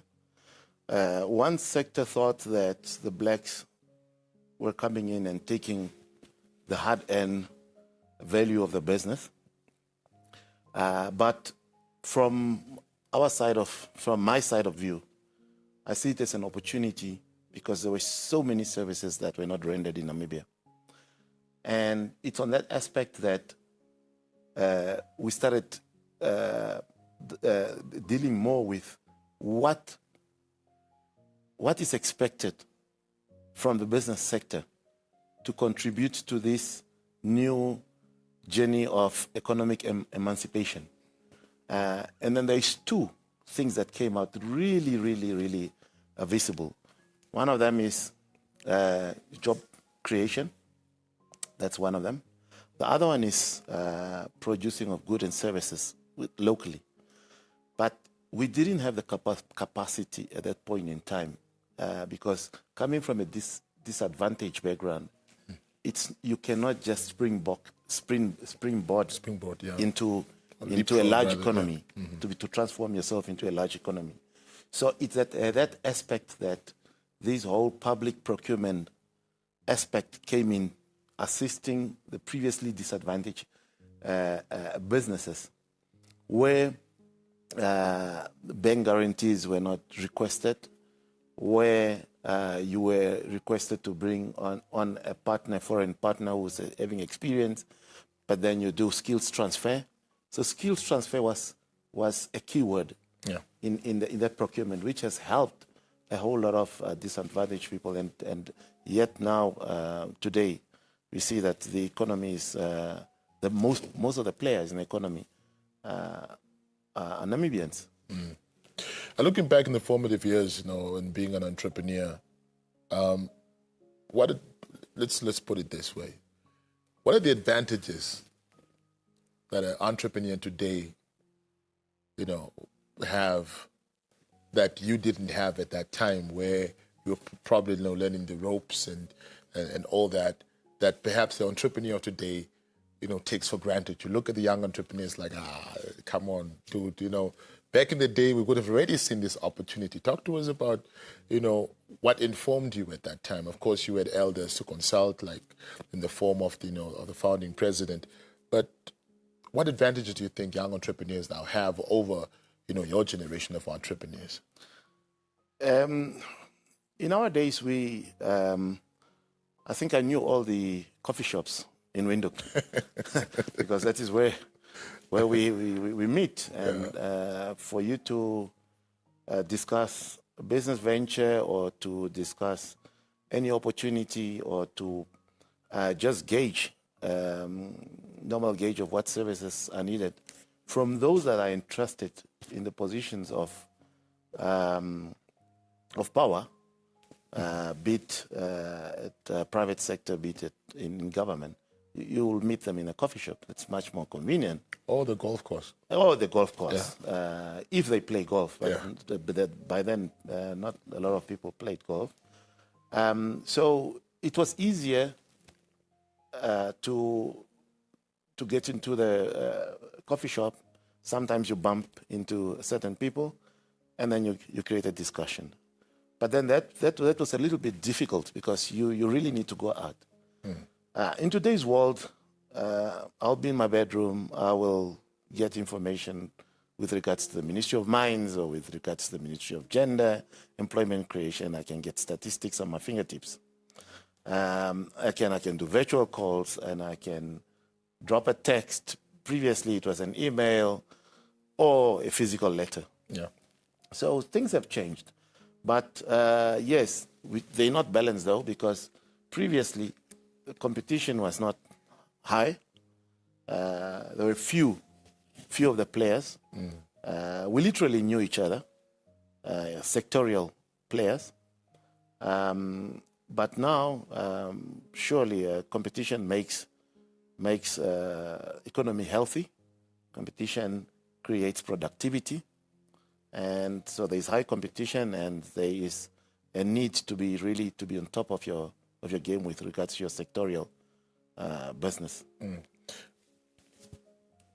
During that interaction, when you were summoned by the founding president, you made mention of the fact that you were stunned that he knew of a sector that you thought he didn't know anything about. What can we draw from that in terms of like expanding our scope in as far as the way we view the world, where we don't just focus on if I'm in the media industry, all our focus is on media. If I'm in this, all our focus is on this. And how important is it for a leader to have that, capability, especially when they are leading people or organization or whatever the case may be? Now, the one question that I asked him was, how do you know all these things? and how do you keep up, because there's so much information, and most of the information were on black and white. There's so many paper trails running around. And he says that never underestimate any information. So if the information is in front of you, consume it. One day you'll start, using it. And he started zooming because I had this whole, I would say, obsession where I read a lot of autobiography of maybe presidents, leaders, or company chairpersons. And he says that don't stop that. And start reading about political science as well.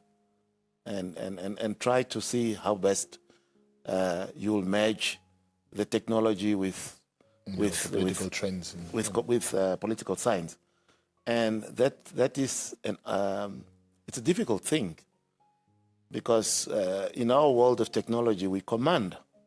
I command this machine to do this at a specific time. In the political science, you don't command. You you discuss so that you can get yourself halfway, so that all the benefits from both sides are met.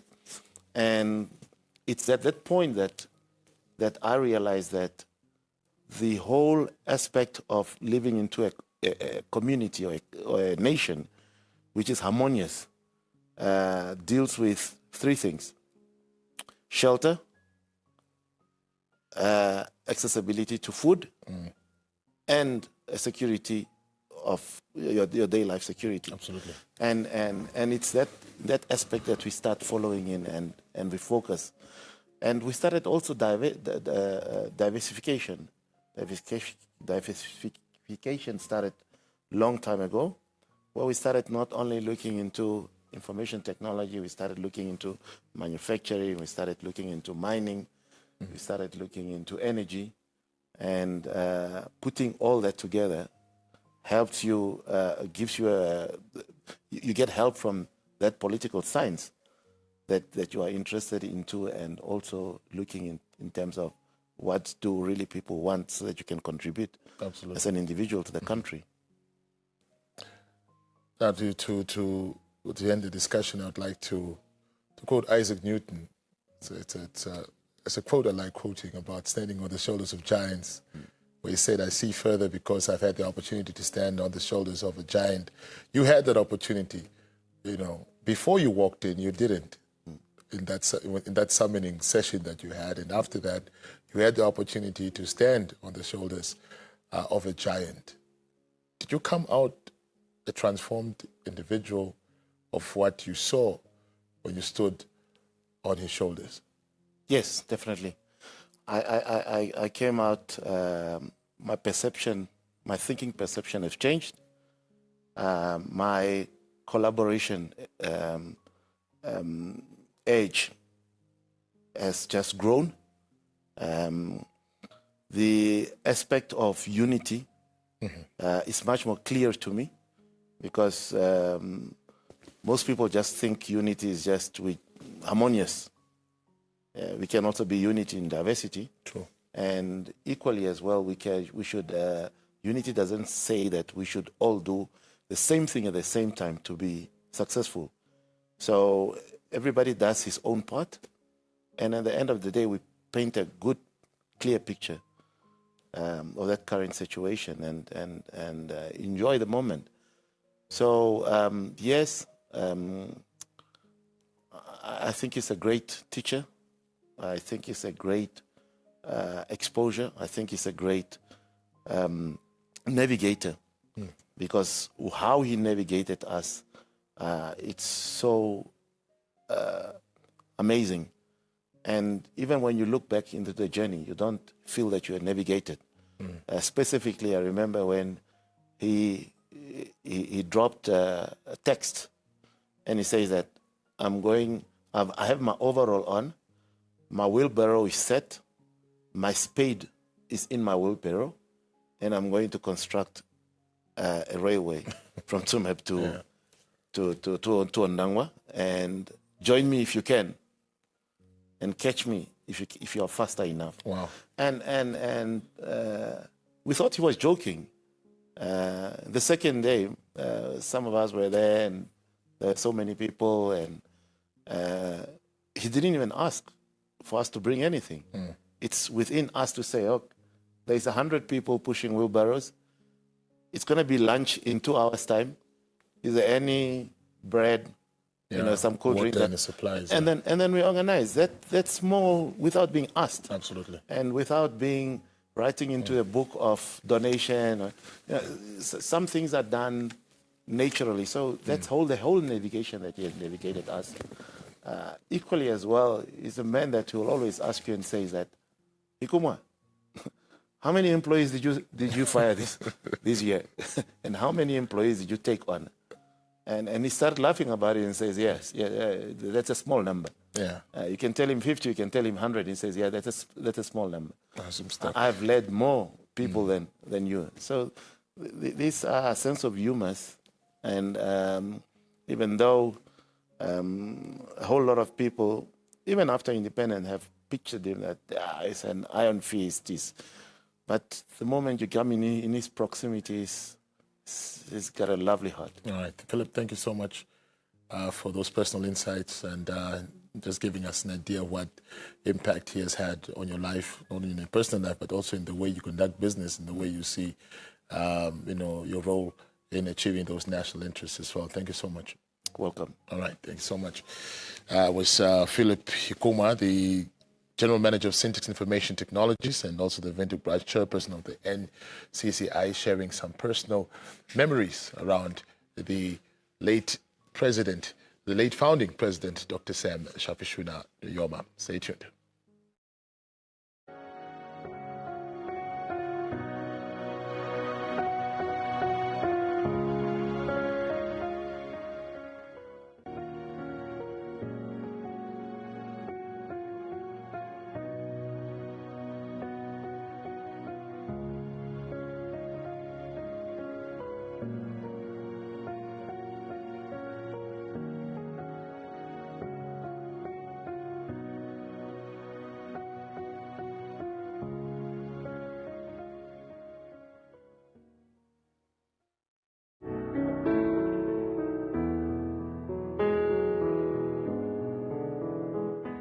shiri twaihamwato otate wetu twaihamwana vishinene mara mehe katuno mwana waro kushita mara wetu ihamisa mehe mara ndiro shino shisha tuambo shishikarambo matukaenderamo okuva ndiparisa katuva ndipare uriti hange norufuvero shino shideu kashino shipupu omuirimbo ukare peno vandu mbeno hange norufuvero mara vandu omominauriri kavena yo deeply mominyo kavi kaimouri maro shino shina hepero hange norufuvero oshina kutufo kustika kutarako shima chitutwarako murungu mesha ngatuva ndipare weta tuheuri ngatuva ndipare njironjo uriri mehe mbo mwedhe unimbu February shiria mimba urumo mwedhe mudheu okude paitho dompanga nedetu weviuru vyetu mara katuno shino kushita ngatuva ndipare nokukumba nokutaronjira ko murungu. First of all, my condolences and may the hand of God Almighty be upon the Namibian people in this difficult time.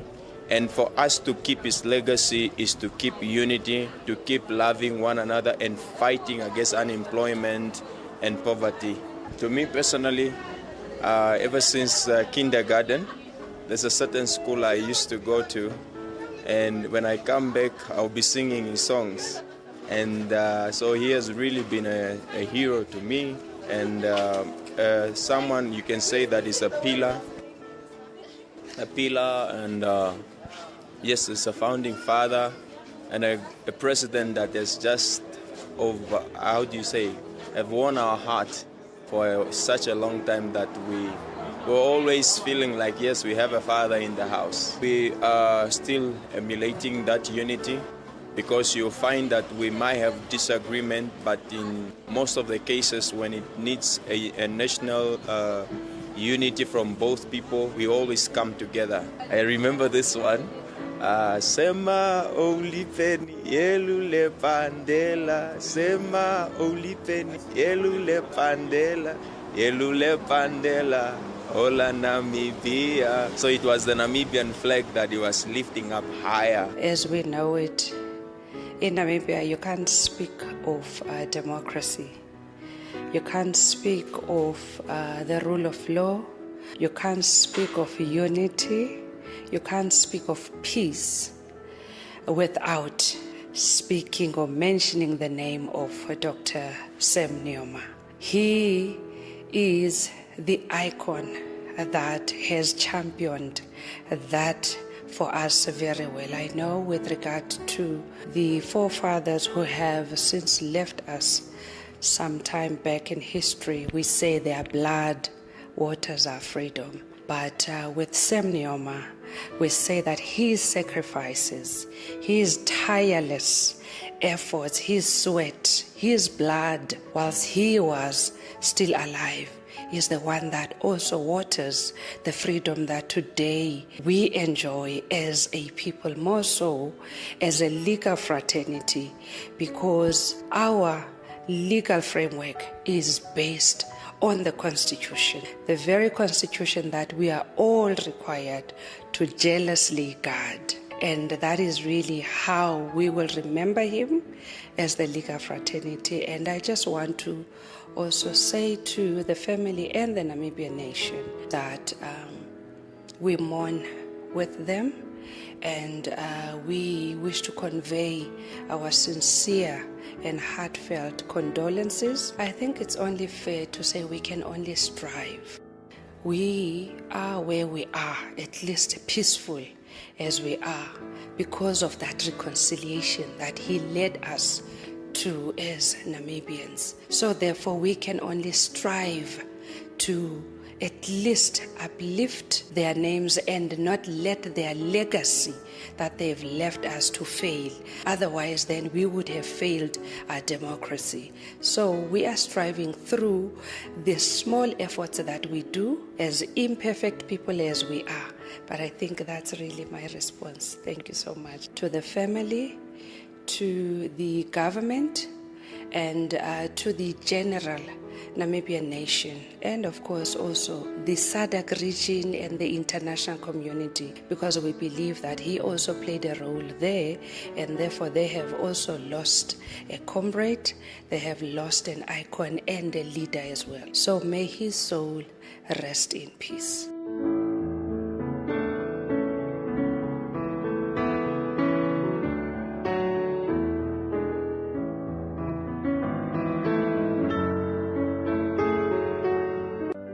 the Namibian Broadcasting Corporation, NBC, digital, television, and radio platforms brings you comprehensive coverage on all proceedings and special live broadcasts following the passing of founding president and father of the Namibian nation, Dr. Sam Nujoma. We remain committed to bringing you around-the-clock updates of all proceedings and programming on the life and times of our fallen hero until the burial, as the nation mourns the loss of an iconic and historic figure. May his legacy live on forever. NBC, it's ours.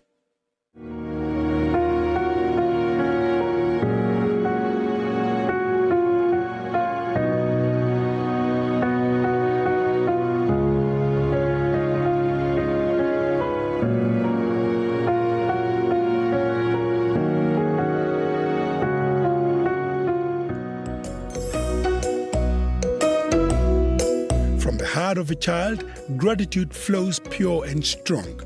Dr. Nujoma's journey was one of sacrifice. A path walked, so many generations may dream without limits. Greeting to all of you. My name is Anita. My name is Wasi. My name is Annie. My name is Krishna. My name is Natanga. My name is Tanite. We are all from Sunshine Private School. Today we are here to honor a great leader, a hero and father for the nation, Dr. Sam Nujoma.